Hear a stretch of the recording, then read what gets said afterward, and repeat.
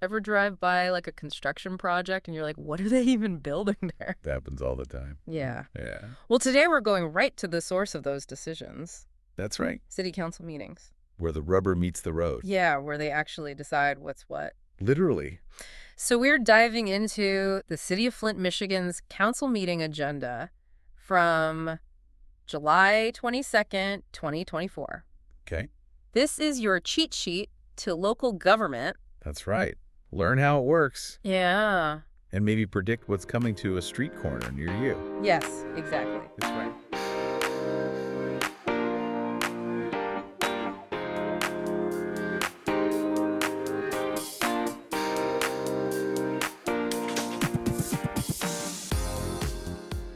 Okay, so first up on the agenda, vacating Dewey Street.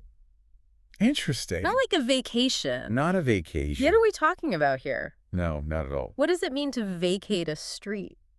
Well, basically, they are removing it from the city's official records as public property. Dewey Street. So it could be sold to a developer. Could be sold to a developer. Turned into a park. Could be turned into a park. We don't know yet. Okay. We'd have to look at other sources. News reports to see exactly why. Okay. But that's part of the fun of the deep dive. I like you. It's a breadcrumb trail. Okay. Well, speaking of breadcrumbs, The next item. the next item is ordinance amendments. Ordinance amendments. And I'm guessing this is not Not your average parking meter. No. No, not at all. big stuff. Tell me about these ordinance amendments. First up is flood hazard management. Okay. Flint's got a history with water. Yeah, you don't mess around with water in Flint. No, you don't. So what are we talking about here? So this is all about updating how the city prepares for floods. Think building codes, insurance requirements, emergency response plans. So these are big. These are big, and all this stuff has to fit Yeah. with the Safe Drinking Water Act. Right. So this is how they're playing by those federal rules. So a seemingly small change could have a huge ripple effect. Huge ripple effect. Oh. That's right. Okay, next up we have the zoning coordinator's authority and enforcement powers. Oh, okay. So this sounds like someone's asking for a promotion. Sounds like a promotion or What? That. a bigger hat. But what does that even mean? That's right. Zoning coordinator's authority. So the zoning coordinator is kind of like Yeah. the referee for what gets built where. Okay. And this ordinance could give them more power Okay. to enforce the rules. So now I'm picturing this person with a giant whistle and a rule book. Giant whistle rule book. That's making sure everyone's playing fair. That's a great image. So this is interesting. This is interesting, yeah. Okay. Because that could change how the city government works a little bit. Interesting. Okay. Last on our ordinance amendment tour, we have disorderly conduct, assault and battery, and disorderly persons. That one seems pretty self-explanatory. Yeah. Huh? But I'm sure it's more than meets the eye. It's all in the details, right? Yeah. Are they changing how these things are enforced? Well, Are they updating the penalties? It's It's something to keep an eye on. Okay. Because these little changes to these ordinances can really reflect how the community feels about things. Yeah, how the community standards are changing, how they're addressing crime, all of that. Okay, so it's not just the title. It's what's underneath. What's underneath. Okay. So speaking of things hidden in plain sight, we have a section called reconsideration. Now, are they just reminiscing about old times? Maybe. Not quite. Okay. So this is where resolutions that failed to pass Okay. come back for a second vote. Oh, so it's like they get a second chance. They get a second chance. I like it. Political comeback tour. Okay. Who is back for round 2? One is an administrative consent order with the state regarding drinking water violations. Oh, okay. So remember that Safe Drinking Water Act we talked about. Uh-huh. This is them having to prove Yeah. that they are taking those violations seriously, Okay. working with the state to fix them. So this consent order lays out exactly what the city has to do Okay. to get back in the state's good graces. Oh, so they're in trouble. A little bit, yeah. Little bit of trouble. They got to make it right. Okay. The other resolution back for a second chance Yes. is the allocation of ARPA funds for youth job training, Okay. specifically $200,000 for an organization called Faith Foundation Resources. $200,000? That's a lot of money. That's a lot of money. Why did it fail the first time? That's a great question. And it happens Yeah. sometimes in these meetings where Right. there's not enough votes the first time around. Oh, Maybe they have questions yeah. about the organization. Okay. Maybe they have other priorities Interesting. for how to use those ARPA funds. Interesting. But it's bad. So we've got a little bit of intrigue here. A little bit of intrigue. A little backroom dealing, maybe. Okay. Who knows? Well, we'll see what happens in part 2. That's right. We'll find out. Because right now, it's time to hit pause That's right. on this deep dive. All right. See you next time. We are back. Tack at it. Last time we were talking about vacated streets and ordinance makeovers. Big changes. It's all happening in Flint. Yeah. Okay, so now it's time for appointments. Appointments. Like the zoning coordinator. Oh, yeah?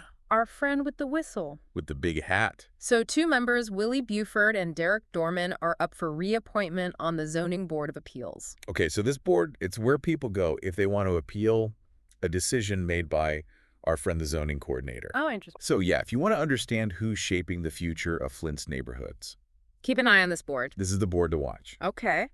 And speaking of keeping an eye on things, the Human Relations Commission. Yes. This is all about making sure everyone's voice is heard in the city. Which is so important, especially in a city as diverse as Flint. Absolutely. And we've got Brianne Morris joining their ranks. Very cool. Very cool. Yeah, new faces, new voices. Speaking of new faces, we also have 2 new members joining the Ethics and Accountability Board. We do Brian Larkin and Linda K. Booz. Okay, so more eyes on the city's business, making sure everything's running smoothly. Transparency, accountability. That's what they're all about. I like it. Yeah. Okay, I'm ready to talk about money. All right, let's talk budget. Let's do it. So first up, reallocating ARPA funds to support the Flint Institute of Music. Okay. And this is for mental health referrals and services support. Oh, wow. So they're using pandemic relief money to address mental health needs. That's right. And they're doing it through music. I love that. What a creative way to use those funds. It's really great to see Yeah, because it shows that they're thinking outside the box about how to help people. absolutely. It's not just about, rebuilding buildings. It's about rebuilding lives. Exactly. So that's a really positive thing. Okay, so speaking of positive things, what is the city doing to address housing challenges? Another great question. And it looks like they're using ARPA funds for a really important program called Utilization Pandemic Impact on Housing for Flint Homeowners. That's a mouthful. It is a mouthful, but it's doing good work. And they're partnering with Habitat for Humanity for this one, Oh, wow. which is huge. That's a great organization. Yeah, they do fantastic work. Okay, So this is going to provide homeowner education and assistance. so helping people stay in their homes. Helping people stay in their homes, absolutely. That's fantastic. Yeah, that's a big deal. Okay, what else? All right, so this next one is a little less exciting on the surface, but it's important. Okay. Tentative agreement. City of Flint and AFSCME Council 925, Local 1799 Memorandum of Understanding, MOU. Okay, I'm going to need you to break that down for me. Okay, so MOU, that stands for a Memorandum of Understanding. Okay. Basically, it's a mini agreement Okay. between the city and, in this case, one of its unions, Okay. AFSCME. Got it. They represent a lot of city workers. Okay, so we're talking about wages and benefits and all that. That's right, all the important stuff. The stuff that keeps the city running. Exactly, keeps the city running smoothly, make sure everyone's happy. Got it. So important, but not always the most thrilling to read about. Yeah, but good to know it's being taken care of. Absolutely. All right, what's next? All right, this is a feel-good one. Okay.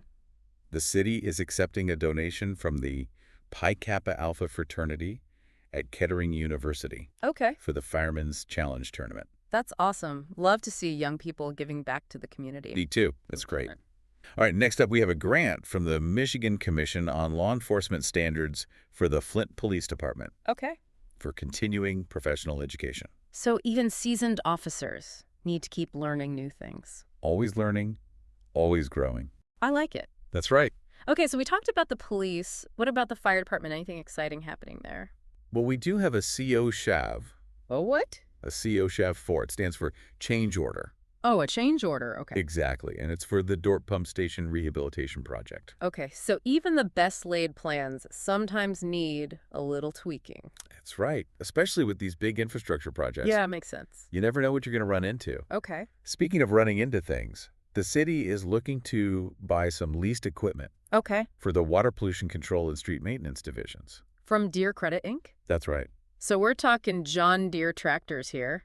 Maybe. Oh, keeping those city services up and running. How to spend money to make money, That's right. That's right. or at least to keep the city running. All right, this next one is interesting. Okay. Police management system from Tyler Technologies. Okay. Tyler Technologies New World Systems. Yes, that's the one. What is that all about?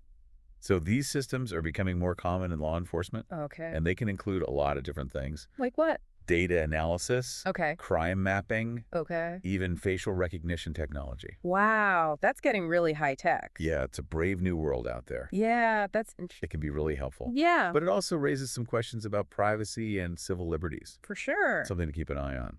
Okay. All right, next up, using both ARPA funds and opioid settlement money for emergency water relief funds. Wow, that's a really important use of those funds, especially in Flint. Absolutely. It shows that they're still dealing with the effects of the water crisis. Yeah, it's a long road to recovery.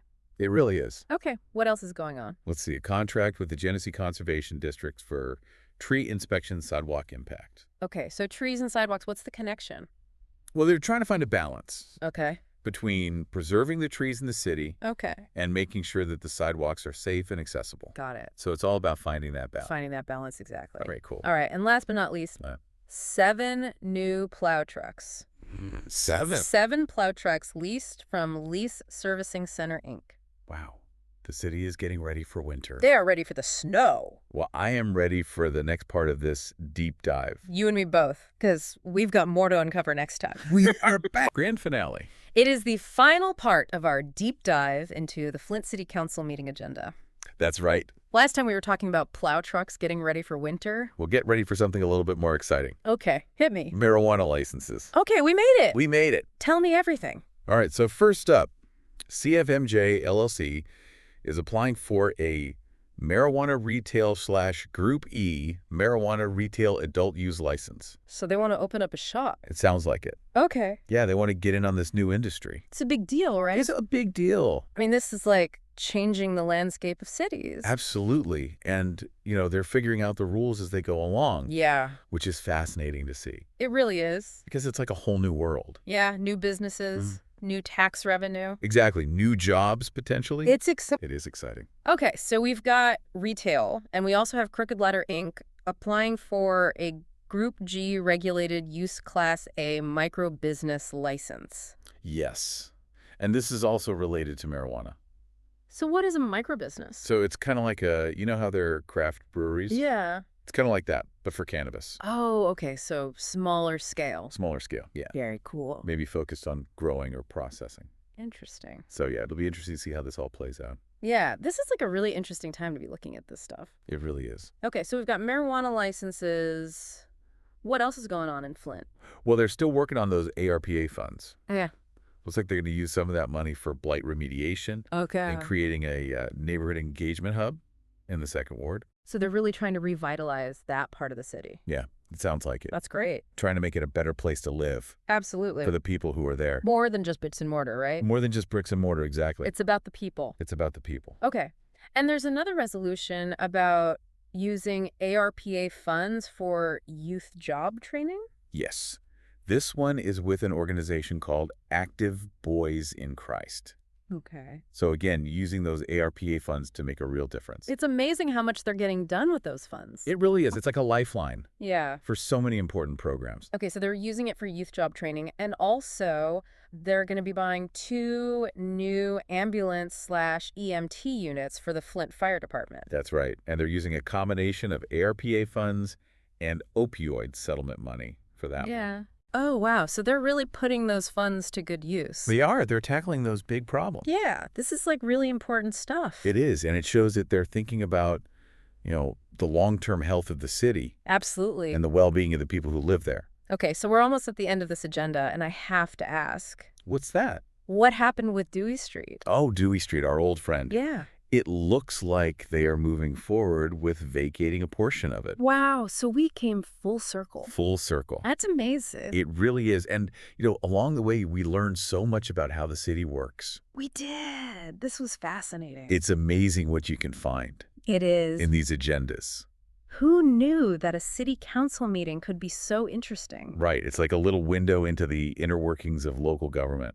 It really is. And it shows that, these decisions that they're making, they affect all of us. They really do. So it's important to pay attention. It is. Well, thank you so much for taking us on this deep dive. Oh, it was my pleasure. This was fascinating. I'm glad you enjoyed it. I learned a lot, and I hope our listeners did too.